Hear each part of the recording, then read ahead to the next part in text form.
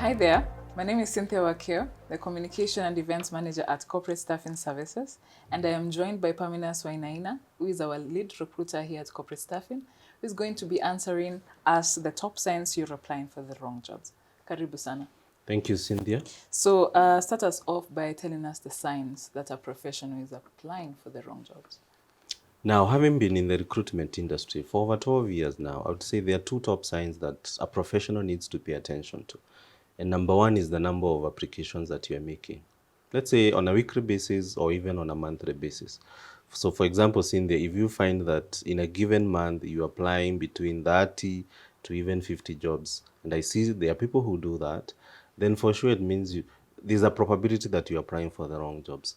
Why? Because chances are the more jobs you apply, it goes without saying that you're not paying attention to the requirements. Yeah. So you might miss out on some of the requirements that employers are keen on.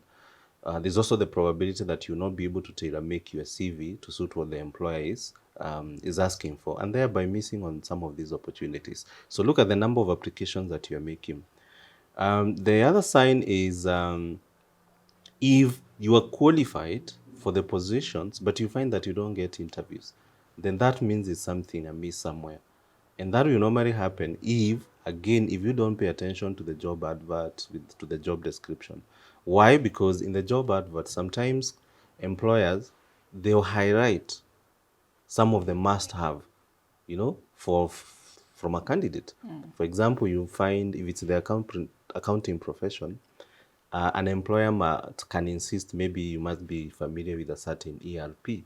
For example, there's what you call Microsoft Navision. Sometimes also employers are very keen on the industry or sector. So yes, you might be qualified, you have all these years of experience, but if you don't have experience in a certain sector, then you find chances of you getting that job are quite low.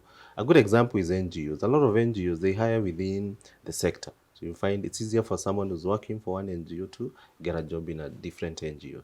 So those, I would say, those are the top two signs. The first one being the number of applications that you're making, and the second one where you are applying for jobs, you qualify, yes, you meet the 70 to 80% of the requirements, but you don't get interviews. Yeah. So what do professionals need to do instead? I think it goes back to the individual themselves.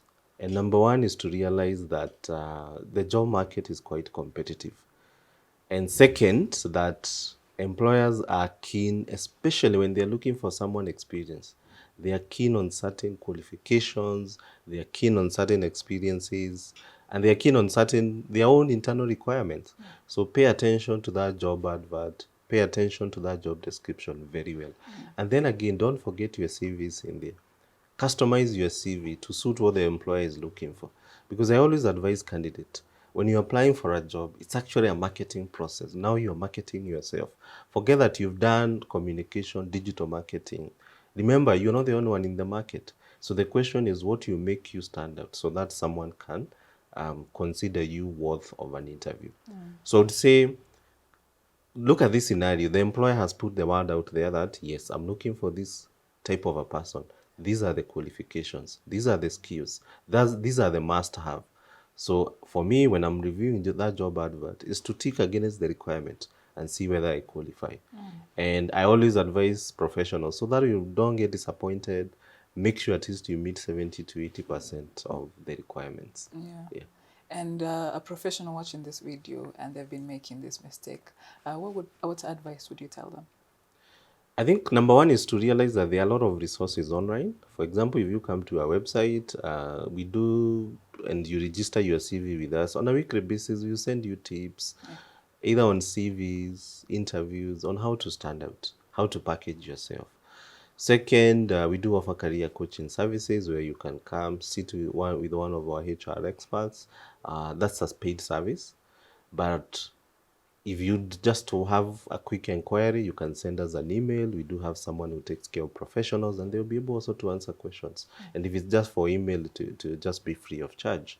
Yeah, so we do support professionals.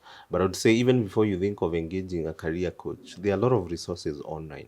Yeah, and chances are 7 out of 10, a lot of the information you have there will help you to get to that next level. Yeah. So basically, meeting the requirements for the job and ensuring that, Yes. um, Realize that it's quite competitive, Cynthia, and you do have to stand out. And think of yourself as a product in the supermarket shelf. There's a reason why we go to buy. You go to a supermarket, you want to buy a certain toothpaste. Even by the time you left your house, your mind was focused on this brand.